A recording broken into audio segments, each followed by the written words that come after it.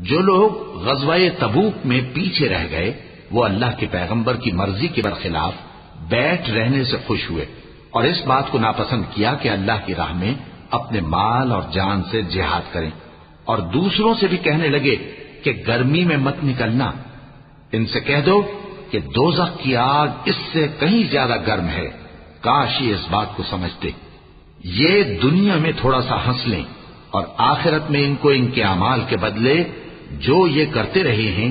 بہت سا رونا ہوگا۔ پھر اگر اللہ تم کو ان میں سے کسی گروہ کی طرف لے جائے اور وہ تم سے نکلنے کی اجازت طلب کریں تو کہہ دینا کہ تم میرے ساتھ ہرگز نہیں نکلو گے اور نہ میرے ساتھ مددگار ہو کر دشمن سے جنگ کرو گے۔ تم پہلی دفعہ بیٹھ رہنے سے خوش ہوئے تو اب بھی پیچھے رہنے والوں کے ساتھ بیٹھے رہو، اور اے پیغمبر ان میں سے کوئی مر جائے تو کبھی اس کے جنازے پر نماز نہ پڑھنا اور نہ اس کی قبر پر جا کر کھڑے ہونا۔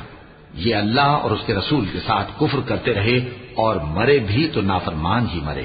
اور ان کے مال اور اولاد سے تعجب نہ کرنا، ان چیزوں سے اللہ یہ چاہتا ہے کہ ان کو دنیا میں عذاب کرے، اور جب ان کی جان نکلے تو اس وقت بھی یہ کافر ہی ہوں۔